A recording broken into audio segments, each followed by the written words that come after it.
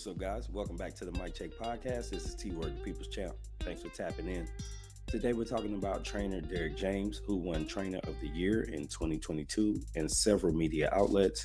But before we get into the video, don't forget to like, comment, and subscribe. We appreciate the feedback.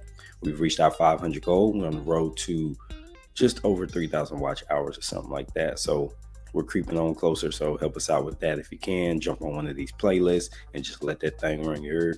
All right, so Derrick James is a pretty exceptional trainer. He has a really good, for lack of a better term, stable of fighters.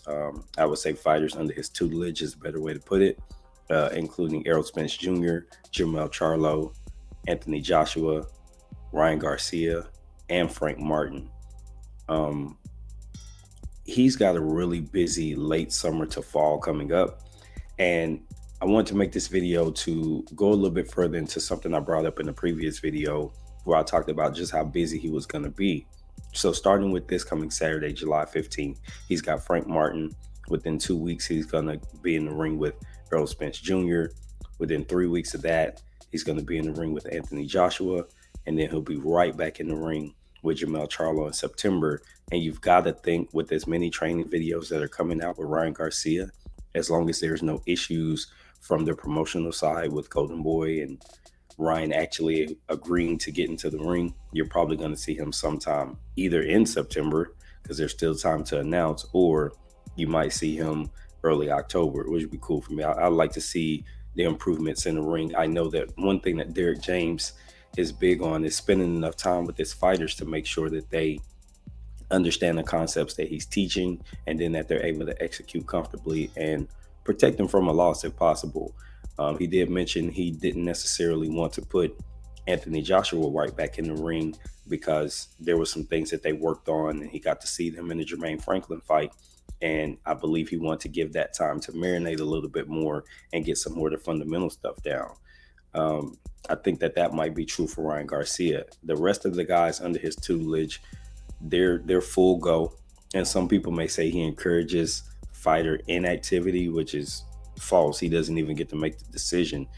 In fact, I just mentioned it. He wanted Anthony Joshua to train a little bit more so he could work with him and get him understanding his system better, because he looked very uncomfortable executing the game plan. And you can understand, if you have a choice and control over how much time you have between fights, you want to use any opportunity you have to make sure that you're able to get all the tools in place that you expect to be able to use come fight night. And for Derrick James, I believe he just didn't see everything he needed to see with Anthony Joshua.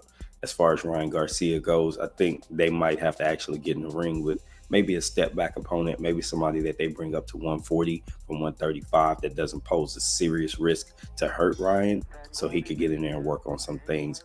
You can see in some of the videos he's working on some defensive stuff, and it looks like offense, but it's really defense. It's where he's throwing a jab, but he's keeping that right hand glued to his chin. He's holding the phone basically.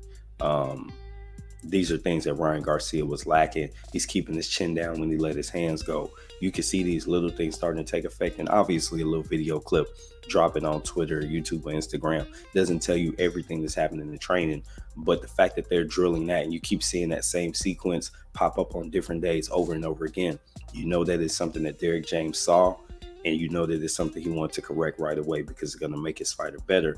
And that's a testament to what type of training he provides. You may not necessarily like the people in his stable or under his tutelage, but you have to at least respect the fact that he has a unified champion and an undisputed champion that rose the ranks to that level under his tutelage. So to me, that's big. Not every trainer is able to do that.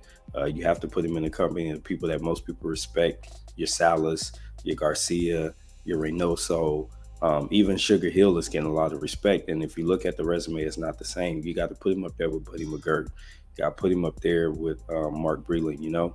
I feel like these are the things that he brings to the table as far as getting his fighters ready. His game plan is always above board, and you can see that he makes a lot of adjustments with his fighters in fight. He doesn't have them do it in the round. He has it happen in between rounds, and he gives them a change of game plan that go for it. The only one who really don't listen sometimes is Jamel Charlo. He do what he want to do because he kind of got that type of dog in him. But other than that, his fighters do exactly what he's asking for. He's been very successful in getting wins when he does that. So got to give a shout out to him.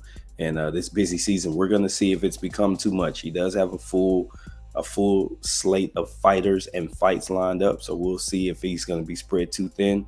I'm thinking he's gonna be rise to the occasion because he does work with the team. But we'd love to get your thoughts, even you, Letitia. So this has been T for the Mic Check Podcast. Until the next time, I'm out. Peace.